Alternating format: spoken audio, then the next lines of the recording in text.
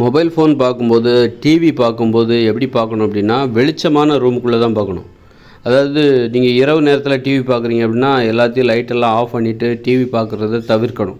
சுற்றி வெளிச்சமாக இருக்கணும். அப்படி டிவி பார்த்தா கண்ணை அதிகமாக பாதிக்காது. நீங்கள் வெளிச்சமாக இருட்டுக்குள்ளே உட்காந்துக்கிட்டு மொபைல் ஃபோன் பார்த்தீங்கன்னா, கண்களை ரொம்ப கடுமையாக பாதிக்கும் அது.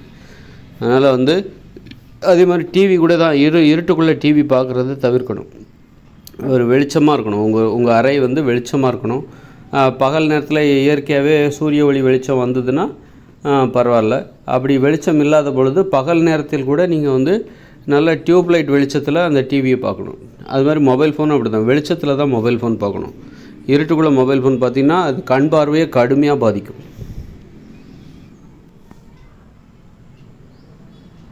அது மாதிரி மொபைல் ஃபோன் தினமும் இரவு தூங்குறதுக்கு முன்னாடி கண்களை நல்ல தண்ணீரில் கண்களை ஒரு பக்கெட்டில் தண்ணி நிரப்பி அதுக்குள்ளே போய் தலையை மூக்கி கண்களை திறந்து ஒரு 3 வாட்டி அது மாதிரி பண்ணணும்.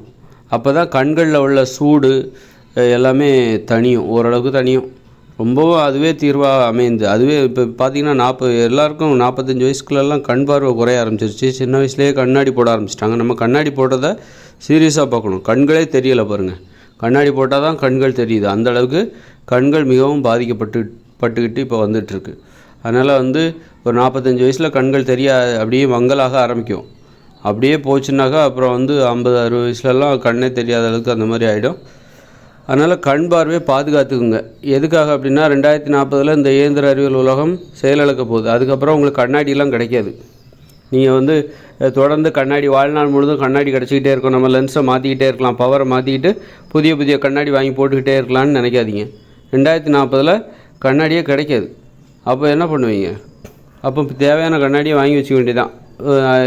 பவர் அதாவது இப்போ உங்களுக்கு என்ன பவர் இருக்கோ அந்த மாதிரி ஒரு கண்ணாடியை வாங்கி வச்சுக்கிட்டு அடுத்தால இன்னும் பவர் கண் பார்வை குறையும் போது என்ன மாதிரியான பவர் தேவைப்படும் அப்படின்னு சொல்லிட்டு ஒரு குத்து மதிப்பாக 10-15 கண்ணாடியை வாங்கி வச்சுக்க வேண்டியதான்.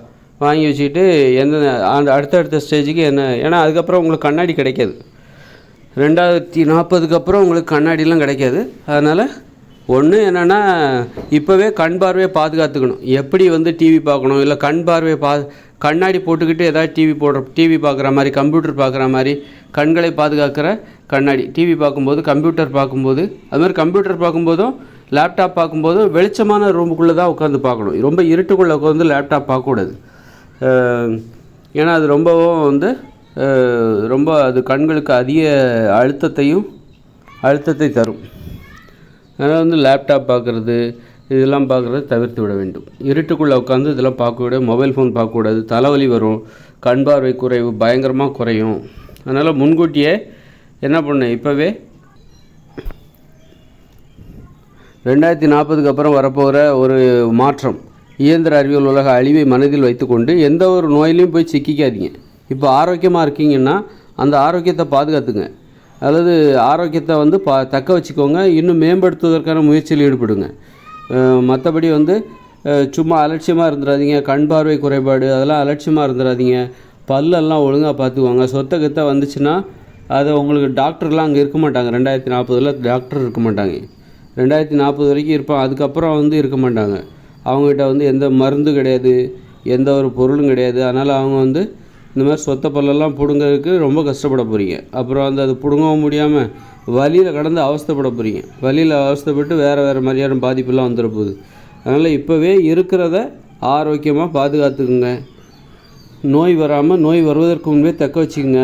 தொடர்ந்து மருந்து மாத்திரைகளை எடுத்துக்கொள்ளக்கூடிய சிகிச்சைகளை, அதாவது மருந்து மாத்திரை எடுத்துக்கிட்டால் தான் என்னால் உயிர் வாழ முடியும் அப்படிங்கிற மாதிரி நிறைய சிகிச்சை வந்துருச்சு.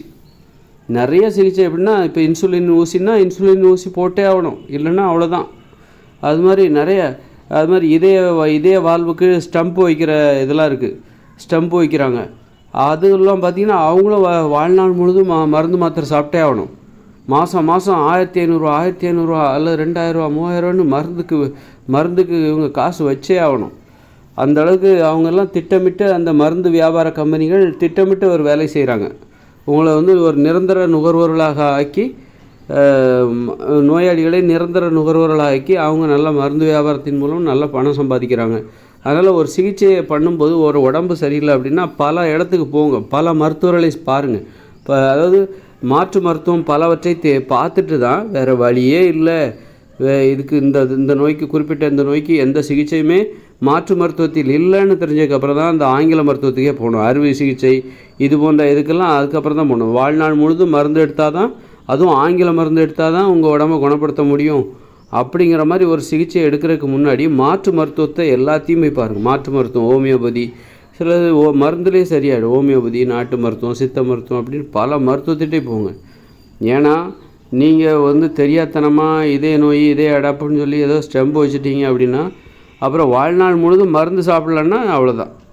ஒரு 2-3 நாளில் மருந்து சாப்பிட்லன்னா உங்கள் நிலைமை சீரியஸ் ஆகிடும். அப்போ அந்த மருந்து 2040 அப்புறம் கிடைக்காது. அதனால் அதை மனசில் வச்சுக்கிட்டு 2040 அப்புறம் இந்த இயந்திர அறிவியல் உலகம் செயலிழந்து விடும். அதை மனசில் வச்சுக்கிட்டு கண்களை பாதுகாத்திடுங்கள். கண்ணாடியை நம்பாதீங்க, அந்த ஆங்கில மருத்துவத்தை நம்பாதீங்க. ஆங்கில மருந்துகளை சாப்பிட்டு வாழ்நாள் முழுதும் இந்த மருந்துகளை சாப்பிட்டு உயிர் வாழ்ந்துடலாம் அப்படின்னு உங்களுக்கு பரிந்துரைக்கப்படுகிற சிகிச்சைகளை செய்து கொள்ள மறுத்துவிட்டு மாற்று மருத்துவம் என்னெல்லாம் இருக்குது, ஹோமியோபதி இருக்குது, அப்புறம் நிறைய நாட்டு மருந்து இருக்குது, அந்த இது இருக்குல்ல, இந்த யுனானி இருக்குது. இப்படி மாற்று மருந்துகளில் போய் நல்லா தேடி பாருங்கள். அங்கே எங்கெல்லாம் இருக்காங்கன்னு அங்கெல்லாம் தேடி பார்த்து அந்த சிகிச்சைகளை செஞ்சு சரியாகலை, இல்லை அதிலே உங்களுக்கு சரியாகிறோம், கண்டிப்பாக சரியாகும். சரியாகலைன்னு சொன்னால் மட்டும்தான் இந்த ஆங்கில மருத்துவத்துக்குள்ளே போய் உங்கள் உயிரை போய் பணையம் வச்சு அந்த அகழியில் நீங்கள் விழுந்துட வேண்டியதான். அதுக்கப்புறம் அவ்வளோதான். உங்கள் வாழ்நாள் முழுதும் மருந்து சாப்பிட்டா தான். இப்போ மருந்து எவ்வளோ நாள் கிடைக்கும்? 2040 வரைக்கும் தான் கிடைக்கும். அதுக்கப்புறம் இதே நோயாளிகள் நிறைய பேர் வாழ்நாள் முழுதும் மருந்து சாப்பிட வேண்டிய கட்டாயத்தில் இருக்காங்க. சாப்பிட்லன்னா அவ்வளோதான், அவங்க வாழ்க்கை முடிஞ்சுது. ஒரு நாள் சாப்பிட்லனாலே அவங்க ரொம்ப துடிச்சிருவாங்க. அவ்வளோதான், அவங்க ரொம்ப பாதிக்கப்பட்டு ரொம்ப மரணத்தை நோக்கி போயிடுவாங்க. அதுக்கப்புறம் சிறுநீரக நோயாளிகள் நிறைய பேர் அப்படி இருக்காங்க. தினம் மருந்து சாப்பிட்டா தான், டயாலிசிஸ் பண்ணால் தான் சிறுநீரக நோயாளிகள் தினம் மருந்து சாப்பிட வேண்டிய கட்டாயத்தில் இருக்காங்க. அப்புறம் தைராய்டு பேஷண்ட் கட்டாயம் தினம் மருந்து சாப்பிட வேண்டிய கட்டாயத்தில் இருக்காங்க. அப்புறம் இந்த கண்ணாடி போட வேண்டிய கட்டாயத்தில் நிறைய பேர் இருக்காங்க. கண்ணாடி போட்டால் தான் முடியும் அப்படிங்கிற கட்டாயத்தில் நிறைய பேர் இருக்காங்க. அப்புறம் வேறு என்ன, செவிட்டு மிஷின், காது கேளாதவர்கள் பயன்படுத்துகிற மெஷின் வச்சா தான் அவங்களுக்கு காது கேட்கும் அப்படிங்கிற மாதிரி மெஷினை நம்பி அதுவும் ஒரு மோசமான அப்படி எதுக்கும் அடிமையாகிடாதீங்க. இன்னொரு விஷயத்துக்கு மாற்று மருத்துவத்தை தேடி போங்க. அப்புறம் வேறு என்ன, இன்னும் நிறைய இருக்கும். டயாலிசிஸ் பேஷண்ட்டு, ரத்தத்தை வருஷந்தோறும் சுத்திகரிப்பு பண்ணிகிட்டே இருக்கணும். வாரத்துக்கு 2 தடவை சுத்திகரிப்பு பண்ணணும் டயாலிசிஸ் பேஷண்ட்டு. இந்த மாதிரி நிறைய பேர் இருக்காங்க. இவங்கெல்லாம் கடுமையாக இவங்களோட பாதிப்பெல்லாம் நான் யூகிச்சு பாருங்கள். நான் இவங்களோட நிலைமை என்ன ஆகணும்னு நான் ஏற்கனவே சொல்லிட்டேன். இந்த வீடியோக்குள்ளே பழைய வீடியோவில் சொல்லிட்டேன். இவங்களோட நிலைமை மருந்து இல்லைன்னா இன்சுலின் போட்டால் தான் நிறைய சுகர் பேஷண்ட் தொடர்ந்து மாத்திரை போட்டுக்கிட்டே இருப்பாங்க. ஒரு கட்டத்தில் மாத்திரை பலன் அளிக்காமல் இன்சுலினுக்கு போயிடுவாங்க. ப்ரொமோஷன் ஆகிடும். அப்புறம் போயிட்டு இன்சுலின் போட்டால் தான் வாழ முடியும் அப்படிங்கிற ஸ்டேஜ் ஆகிடும். அந்த மாதிரி இன்சுலின் இல்லைன்னா அவ்வளோதான். அது மாதிரி போய் மாட்டிக்காதீங்க. 2040 அப்புறம் வரப்போகிற வாழ்க்கையில் இவங்கெல்லாம் என்ன ஆவாங்க? இந்த மாதிரி மருந்துகள் இருந்தால் தான், கண்ணாடி இருந்தால் தான் எனக்கு கண் பார்வை தெரியும், மருந்து இருந்தால் தான், மிஷின் இருந்தால் தான் எனக்கு காது கேட்கும், மருந்து இருந்தால் தான் நான் உயிர் வாழ முடியும், தினசரி டயாலிசிஸ் பண்ணால் தான் என்னால் உயிர் வாழ முடியும் அப்படின்னு ஒரு நிர்பந்தமாக கட்டாயமாக அந்த மருந்துக்கு அடிமையாகின மக்கள் பல லட்சம் பேர் இருக்குது. இவங்களோட நிலைமை 2040 அப்புறம் என்னவா மாறுங்கிறத நான் சொல்ல வேண்டிய அவசியம் இல்லை. அதனால் அவங்களும் மாற்று மருத்துவத்தின் மூலமாக அந்த மருத்துவ அடிமைத்தனத்திலிருந்து விடுபட்டு, ஆங்கில மருத்துவ அடிமைத்தனத்திலிருந்து விடுபட்டு மாற்று மருத்துவத்தில் ஏதாவது வழி இருக்கா போய் ஆராய்ஞ்சு பாருங்கள். உடம்பு ஆரோக்கியமாக இருக்கிறவங்க ஆரோக்கியத்தை தக்க வச்சுக்கோங்க. இனிமேலும் அலட்சியமாக இருக்காதீங்க. உடம்பு ஆரோக்கியத்தை தக்க வச்சுக்கிட்டு பார்த்துக்கோங்க. அவ்வளோதான் சொல்ல முடியும்.